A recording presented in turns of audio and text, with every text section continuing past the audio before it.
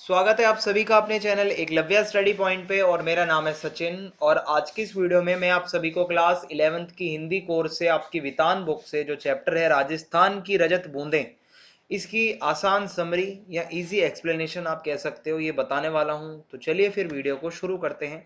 उससे पहले आपको बताना चाहूँगा कि अगर आपकी कोई भी समस्या हो तो आप मुझे इंस्टाग्राम पे मैसेज कर सकते हैं। मेरा यूज़र नेम आप सभी के सामने लिखा हुआ है। कोई भी डाउट हो तो आप आके मुझसे पूछ सकते हैं।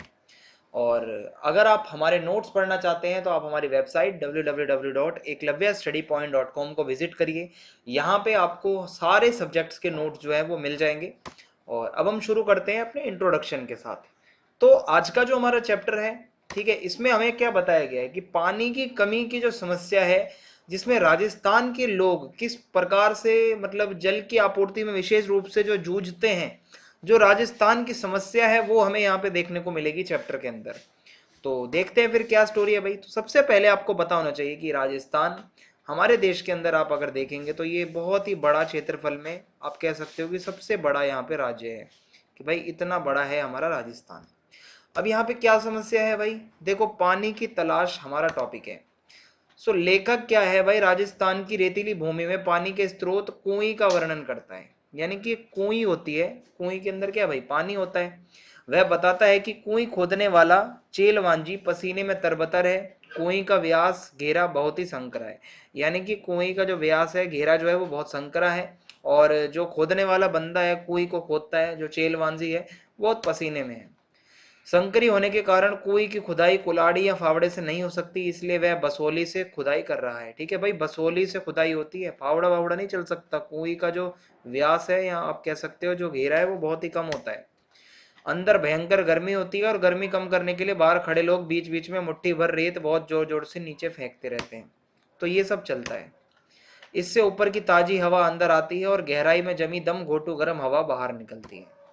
चेलवांजी सिर पर कांसे, पीतल या किसी अन्य धातु का बर्तन टोप की तरह पहनते हैं, ताकि रेत के कण सर पर लगने के कारण चोट न लगे। तो चेलवांजी कौन है, जो कुएं वगैरह खोदने का काम करते हैं।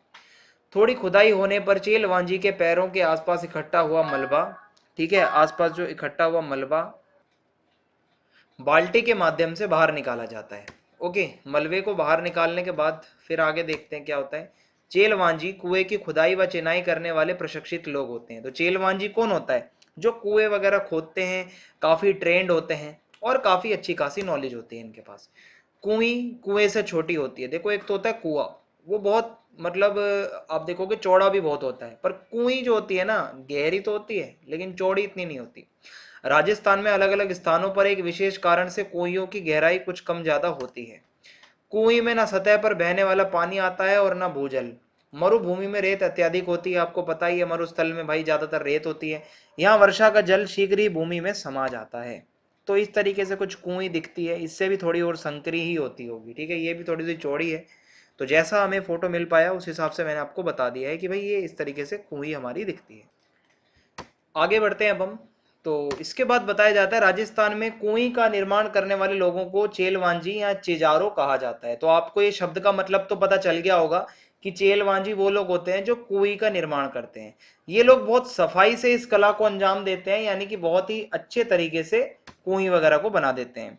मुश्किल से 4 से 5 हाथ के घेरे की जगह को उसी अनुपात में 30 से 60 65 हाथ गहराई तक उतारना और साथ में चिनते जाना बहुत ही कठिन काम है। तो भाई कुएं खोदना अपने आप में बहुत मुश्किल काम है।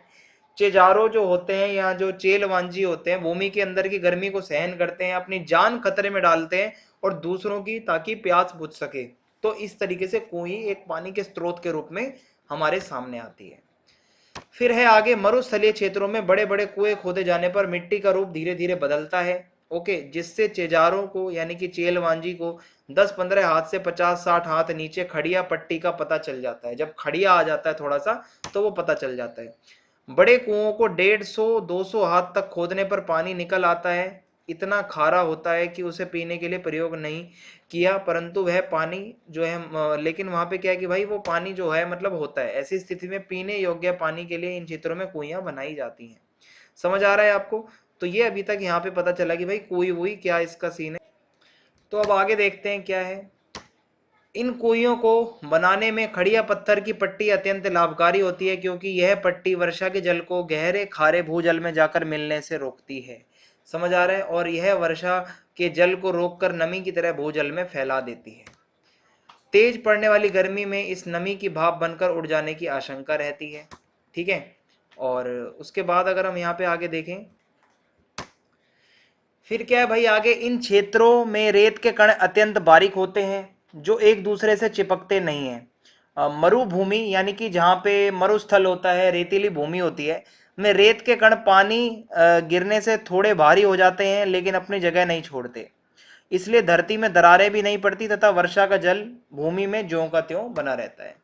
खड़िया पत्थर की पट्टी तथा रेत के कणों द्वारा वर्षा जल को संरक्षित करने से वर्षा की बूंद बूंद रेत में समाकर नमी में बदल जाती है, और कुएं बनने के लिए उसकी चौड़ाई खाली जगह में चारों तरफ रेत में समाई नमी को फिर से बूंदों में परिवर्तित कर देती है, जिससे बूंद बूंद रिसती है और कुएं में पानी जमा होने लगता है, और यही जो काफी ज्यादा पानी स्टोर होता है फिर बाद में यूज किया जाता है।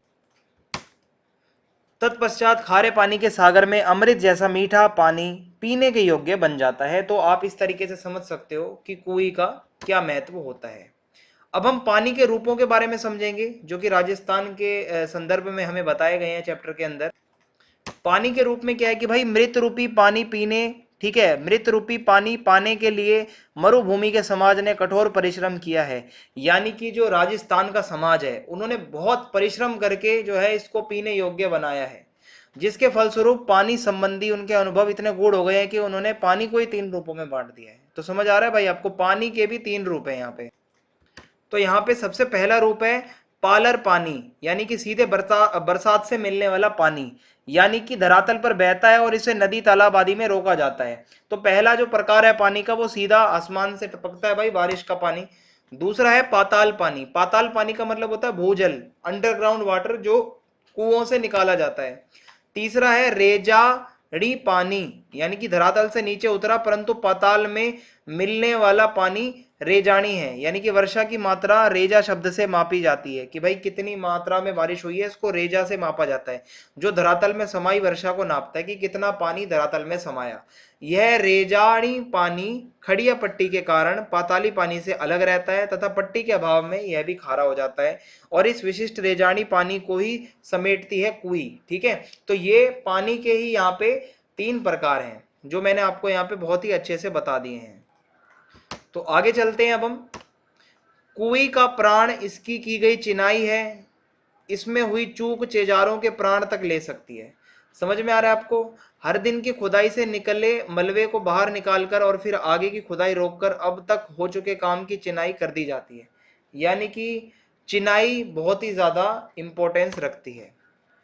कुएं की चिनाई ईंट या रस्से से की जाती है। ठीक है, और कुएं खोदने के साथ साथ खीप, यानी कि एक प्रकार की घास जिसके रेशों से रस्सी बनाई जाती है, नामक घास से मोटा रस्सा तैयार किया जाता है, और फिर इसे हर रोज कुएं के तल पर दीवार के साथ सटाकर गोला बिछाया जाता है। इस तरह हर घेरे में कुएं बंधती जाती है। फिर क्या होता है, लगभग 5 हाथ के व्यास की कुई में रस्से की एक कुंडली का सिर्फ एक घेरा बनाने के लिए लगभग 15 हाथ लंबा रस्सा चाहिए होता है। इस तरह करीब 4000 हाथ लंबे रस्से की जरूरत पड़ती है। तो भाई ये पूरा बताया जा रहा है कि चिनाई किस प्रकार से यहाँ पे मतलब की जाती है, किस रस्से से की जाती है, और वो रस्सा कैसे बनाया जाता है।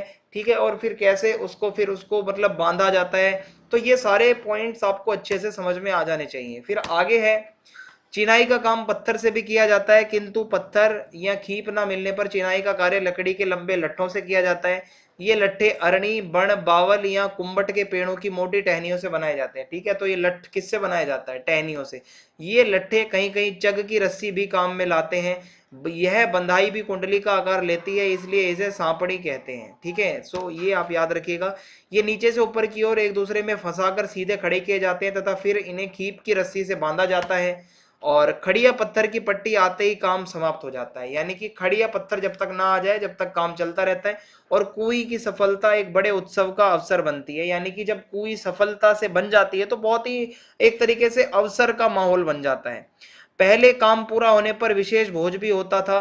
ठीक है, चेजारों को तरह जो चेजार होते हैं, ठीक है, जो काम कर रहे हैं कुएं बनाने का, उनको भेंट दी जाती थी। वर्ष भर के तीज त्योहारों पर भेंट दी जाती थी। विवाह जैसे मंगल अवसरों पर नेक फसल में हिस्सा आदि दिया जाता था। परंतु अब सिर्फ मजदूरी दी जाती है। ठीक है, जैसलमेर में पलीवाल ब्राह्मण और मेघ वालों द्वारा बनाई गई कुइयां आज भी निरंतर लोगों को पीने योग्य पानी देने में सफल है। तो ये आपको यहाँ पे पता चल गया होगा कि किन किन लोगों ने कुएं बनाने में योगदान दिया है और उनको किस तरीके से सम्मानित किया जाता था।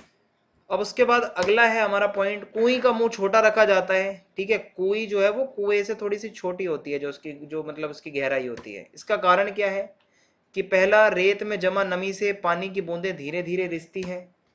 ठीक है, और कुएं का मुंह बड़ा होने पर कम पानी अधिक फैल जाता है, अतः उसे निकाला नहीं जा सकता, इसलिए मुंह थोड़ा सा छोटा रखा जाता है। फिर दूसरा है, छोटे व्यास की कुएं में धीरे धीरे रिसकर आ रहा पानी 2-4 हाथ की ऊंचाई ले लेता है।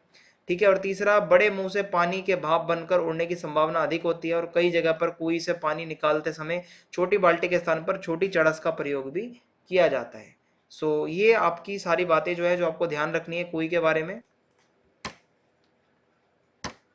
धातु की बाल्टी में पानी आसानी से डूबता नहीं, परंतु मोटे कपड़े या चमड़े की चड़स के मुंह पर लोहे का भारी कड़ा बंधा होता है, जिससे ऊपर का भारी भाग कुएं के नीचे के भाग पर गिरता है और इस प्रकार कम मात्रा के पानी में भली भांति डूबकर कुएं से पानी निकालने में कारगर सिद्ध होता है। सो यदि कुएं गहरी हो तो पानी खींचने के लिए उसके ऊपर गिरनी या चक्री भी लगाई जाती है और इसे गरेड़ी, चरखी या फरेड़ी भी कहते हैं। तो ये थोड़े से राजस्थानी टर्म्स हैं। यह गुलेल के आकार के एक मजबूत तने को काटकर तथा उसमें छेद करके बनाई जाती है। यह ओड़ाक नाम से भी जानी जाती है। फिर आगे है, कुएं के पानी को साफ रखने के लिए उसे ढककर रखना बहुत जरूरी होता है, क्योंकि छोटे मुंह की कुएं को ढककर रखना आसान होता है। प्रत्येक कुएं पर अधिकतर लकड़ी के बने ढक्कनों का प्रयोग किया जाता था। इसके अतिरिक्त खस की पट्टी के समान घास फूस या छोटी छोटी टहनियों से बने ढक्कनों का भी प्रयोग किया जाता है ढकने के लिए। जहां नई सड़कें बनती है वहां कुइयों को ढकने के लिए ताले का भी प्रयोग किया जाता है। फिर है, खड़िया पत्थर की पट्टी एक बड़े क्षेत्र से होकर गुजरती है, इस कारण कुएं लगभग हर घर में मिल जाती है। ठीक है, सबकी निजी संपत्ति होते हुए भी ये सार्वजनिक संपत्ति मानी जाती है, क्योंकि भाई कुएं जहां भी बनती है वो वहां पे ग्राम पंचायत का नियंत्रण होता है उसके ऊपर। किसी नई कुएं के लिए स्वीकृति कम ही दी जाती है, क्योंकि इससे भूमि के नीचे की नमी का अधिक विभाजन होता है और राजस्थान में हर जगह रेत के नीचे खड़िया पत्थर नहीं है। सो ये आप समझ के चलिए। यह पत्थर पट्टी चूरू, बीकानेर, जैसलमेर और बाड़मेर आदि क्षेत्रों में पाई जाती है और अलग अलग स्थानों पर खड़िया पट्टी को अलग अलग नाम से जाना जाता है, जैसे धादड़ो, धड़धड़ो, बिट्टूरो, बल्लियो तथा केवल खड़ी। समझ आ रहा है आपको, इस तरीके से। और इसी खड़ी के बल पर खारे पानी के बीच बनी कुएं लोगों को मीठा पानी देने के लिए निरंतर खड़ी रहती है। इसी के साथ चैप्टर यहीं पे समाप्त होता है। वीडियो पसंद आई हो तो चैनल को सब्सक्राइब करना ना भूलें, ज़्यादा से ज़्यादा वीडियो को लाइक करें और वीडियो को शेयर कर दें। जय हिंद, जय भारत, बहुत बहुत धन्यवाद आप सभी का। मिलते हैं नेक्स्ट वीडियो में।